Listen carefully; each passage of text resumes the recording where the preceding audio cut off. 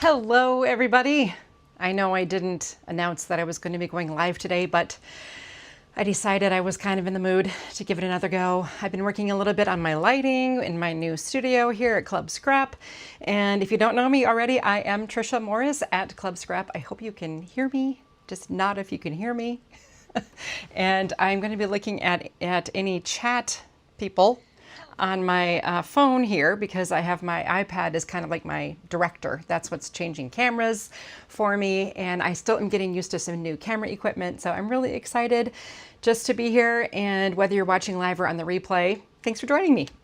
I am going to be showing you how to make a gift box, and the only reason this live is going to exist is because I had a personal need for a gift box, and I watched several other videos, kind of figure out how it worked, and try to come up with my own little formula to make it easy for you if you want to make a holiday gift box too. I needed mine for some bags for like a raffle prize drawing, and I wanted them to be really cute, so I made a series of them.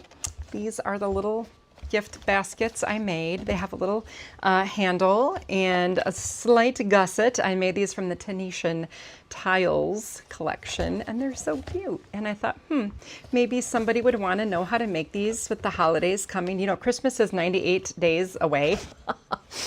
I don't think I'm ready for that. But anyway, I just thought you might want to know how to make this bag. It's really, really fun. And I've got a couple things handy. I realized I put out my trimmer, but the first thing you're going to need to gather is a ScorPal of some kind.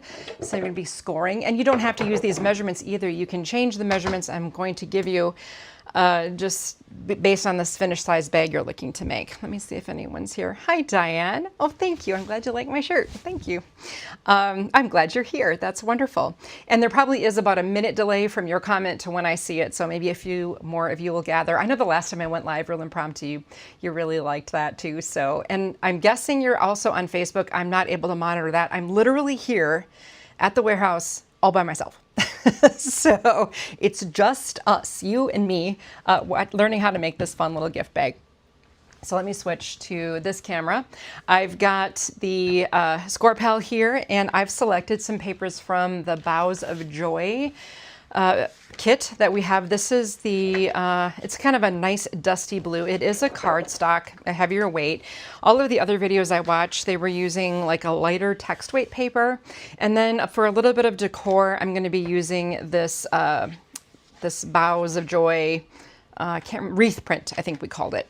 And again, to just remind you, this is from the Tenetian Tiles kit. I used the red and the yellow and the light blue from this one, and then decorated it with prints from the collection as well. So I'm just shooting from the hip here, but no promises. I have no idea how this is gonna go, but I thought it would be fun to share. So the first thing that I did was kind of drew out my plan. So I haven't made an official digital formula for you here. I don't think I need to, but I'm just gonna be following along right from my graph paper, nothing formal to share with you on that regard. I just have my notes here, and I hope I remember all the fun things. So we're going to be scoring these two pieces of blue paper. Before I score, I'm going to be checking the grain direction, and I want it to be bending easily from left to right when I do my first score line.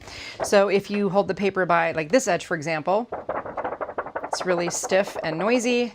And if I hold it by this edge, it's nice and bendy. And so if you lay it into the ScorPal so it bends easily in this direction, we're going to be off to a great start. So I'm going to score this paper at 2 inches. Then after that, I'm going to flip the paper and rotate it. So I have a non-scored edge here, and I'm going to score at 3.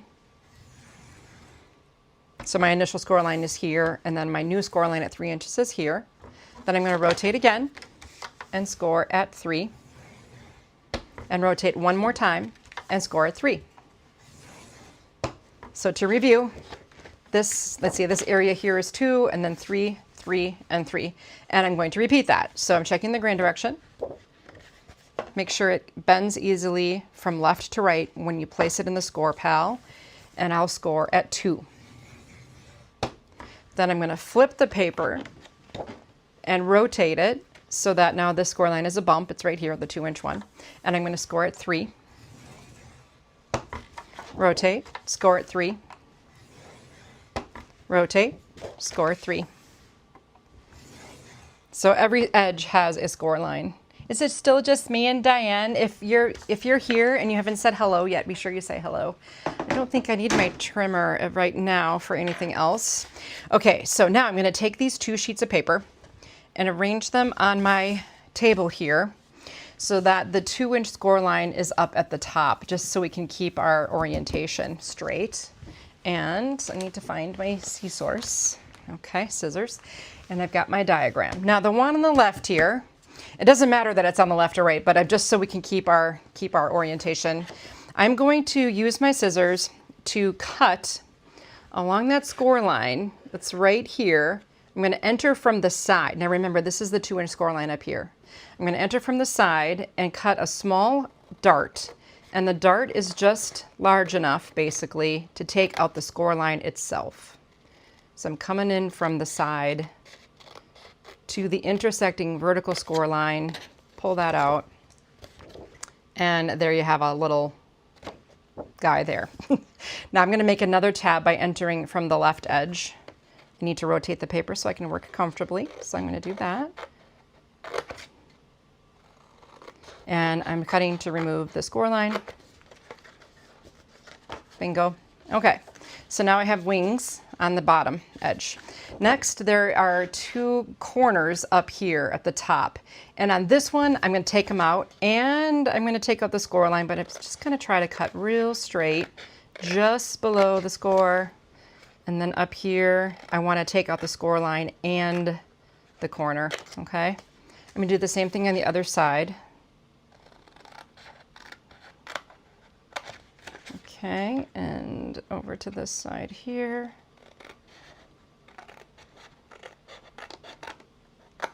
Oh, hi Linda. Hi Lynn, I'm so glad you found me on this spontaneous live to make a gift box. Okay, so this is the first one. Remember, 2 inches score line is up here. Everything else is 3. Now I'm gonna, over here on this one, instead of coming in from the side to make 2 tabs, I'm going to come in from the bottom, okay? This is so clever. At least I think so. If this flops, I'm just going to delete the whole thing and pretend it never happened. Those of you who are here, I apologize in advance if you're doing this with me and we screw it up together, right? Okay, you're with me on YouTube. I love it. I'm not even checking Facebook comments. I think I might be live on Facebook too. At least I sent it there. Yeah. If I had someone else in the building with me, I'd have them checking. Nobody's here to answer questions or anything, but we're just hanging out together. And I think those are the only cuts we're going to be doing on this. Okay, back to the one that we started with. We have this 2-inch scored area. Oh, lots of you are watching on Facebook, Julie. That's awesome. Thank you. Maybe you can, if there's questions, you can answer them. Okay, so this right here, this is the 2-inch scored area. We made this little tab. And this is the bump of the score line. So I'm going to fold back on that bump. And I did bring a bone folder. I'm just going to burnish that line. And while I'm at it, I'm just going to go ahead and use my ATG to glue that flap down. Then I'm going to flip it over. Do you remember when we scored, we did some flipping? Those are the things that I kind of watch out for that no one else really in their make your own handmade bag video even talked about, was grain direction or direction of a score line.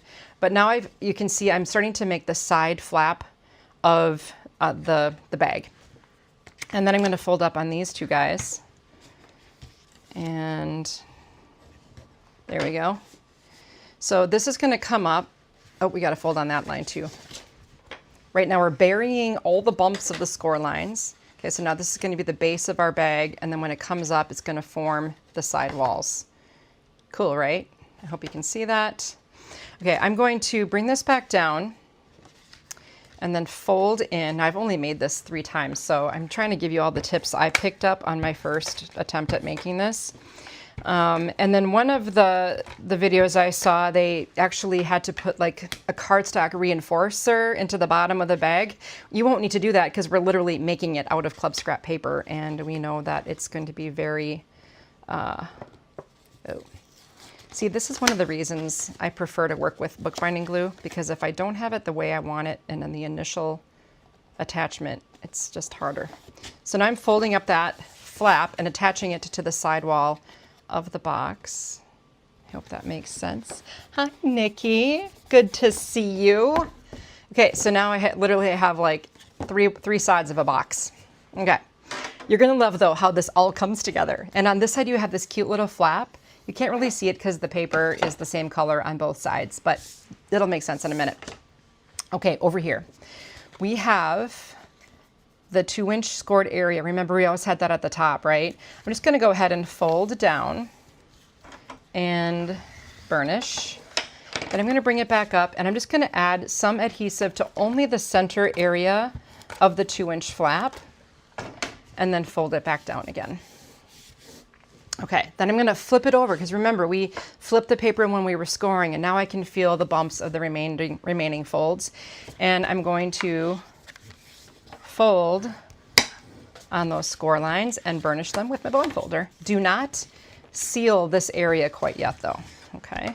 Don't try to adhere that or you're gonna be sad because that's kind of the secret to this beautiful gift bag made out of 2 sheets of 12 by 12 paper. And I know a lot of you have a lot of paper, right? Am I right? Okay, now these 2 flaps, when you bring them in, are also going to add to the bottom of our bag, okay? So I'm just gonna put them up here so I can add my ATG here. Okay, bring them back in and then fold up that bottom flap to make the bottom, a second bottom of our bag. Okay, now, do you see these little slits right here where the flap comes down but it's not adhered? Well, enter box number 1. Okay, this was the other half. And I'm going to, the bottom of this one that has the flaps on the side is gonna go on top of the other one I'm bringing in from the left, but it's gonna slide in right there and slide in right here. And voila, you have a gorgeous start to a box. Want to see that one more time? Okay, you know what? I'm gonna grab my bookbinding glue from my other table. So what I did in my studio here is I've added a second table. This one is just for filming, but you know, my stuff isn't always, you know, where I want it to be. Okay, there's 19 of you watching on Facebook. That's so much fun. I wish I was seeing your comments over there too. Sorry, got my head in the shot there. I got all excited. All right, so now this is where the bookbinding glue kind of has to come in because we're gonna be marrying up these 2 pieces. This left piece is just the U shape and then this one has the flaps. And when we come in, the one on my right is gonna sit on top of the one on the left, but then the flaps go inside. They just tuck in. So all that you have to do here is I'm gonna turn it around and I'm gonna take my bookbinding glue and just add a little to this flap here.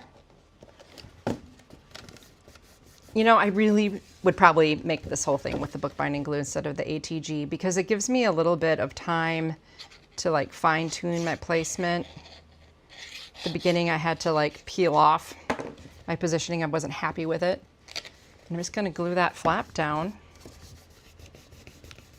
Now at the bottom too, you're gonna have, you know where we nested those bottoms together? All it really takes is just a tiny little amount of glue here and you can seal it at the bottom. Now granted, this does not have any kind of a gusset in the side and I just decided that was okay.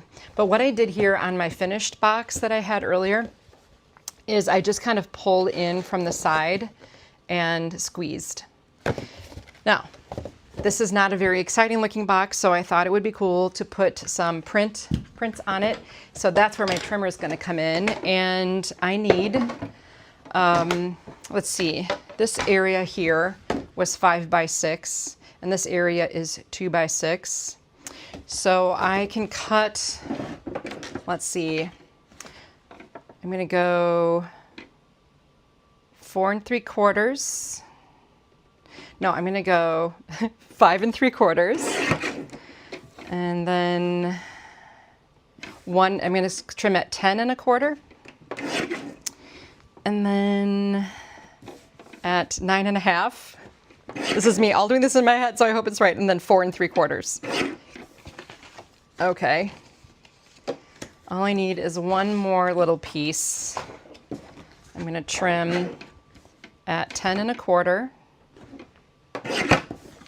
and 5 3/4. I don't know if you followed that, but I'll give you the piece measurements you need.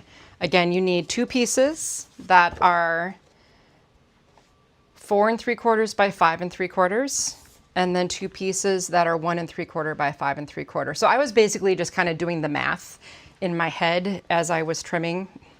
Probably a little crazy, but all you have to do is just rewind and trim when I do and trim at the numbers, because it did all work. And then I'm going to just add this to the box. So pretty. Now on the other boxes that I made with the Tenation Tiles kit paper, I used some paper from my stash that actually eventually became the die cut in that collection. And then I used some of the prints that I had. So I had contrast between the print on the bottom and the print on the flap, which could be really, really pretty. I'm realizing now I could have used the other print, the berry print, I think we called it. So with the Boughs of Joy kit, we actually have, ooh, that would have been cool if I'd used the text weight print, which is dual-sided. Oh, it's so cute. Okay, now we need to put handles on our little thing. So I brought my 8x8 grid ruler. I guess I'm gonna need a pencil. Walking over to find one of those. And I just decided that 3/4 of an inch from the top and 2 inches from each edge seemed to be right. So it's 6 inches wide total. Using my grid ruler, I'm just gonna mark 3/4 of an inch down at 2 inches. 2 inches here. Then I'll flip it and then center the ruler again 3/4 of an inch down. And I'm gonna mark it 2 inches. Really mark it so you can see it. I had to go back and measure a couple things several times. Then enter my crocodile punch, and I'm going to use the large hole. I guess it depends on what kind of ribbon you're using. And these measurements don't matter. I just wanted to have a measurement so I could be consistent. Oh, thank you, Kathy. I'm glad you like it. I was feeling kind of creative today. I hope someone placed an order today for 10 bottles of Bookbinding Glue. Oh, my guess is they're teaching a class of some kind, and that's awesome. Okay, so now I have some holes in my little box here. And so I will thread the ribbon that I grabbed. This was, I think this might have been the Boughs of Joy card kit ribbon. Not sure. And then I'll tie a little knot on, oh, I guess, see on my other boxes I used ribbon that was a little bit wider. So I should have cut a smaller hole, but that can be remedied with a double knot. Ha! Saved the day. And then I'll come in from the other side. And what you may want to do is once you determine the length of ribbon, you might want to cut both lengths so that the handles, you don't have to guess on the length of the handles being the same. That's what I did on my set of 3 boxes. I cut all the ribbon for all the boxes at the same time until I got to the end and I realized I was one ribbon short, and then I had to guess how long it needed to be. Okay, so that's cute. Did I bring scissors? I did. I just didn't bring my, excuse me, my fabric scissors, but you get the idea. That should still work. And then these ribbons were actually, I think they were scraps from when I made the cards. Pretty sure, because I had the same amount of scraps twice. I actually made 4 sets of the cards for the Boughs of Joy card kit, the original prototype, and then the test. No, then I filmed. No, then I did my actual final samples. That's the second set, and then I filmed. That was my 3rd set, and then I made the cards with the sacred sentiments. That would be the 4th set. Hello, Glenda in the Great Smoky Mountains. I'm so glad you found us on our impromptu live, making a cute little gift basket, bag, a gift bag. I'm used to making books, but now we're making bags. So lastly, for an impromptu gusset, all I did really was just bend in the sides, right? Just bent them in to make it feel like it. And you can just squeeze a little bit there.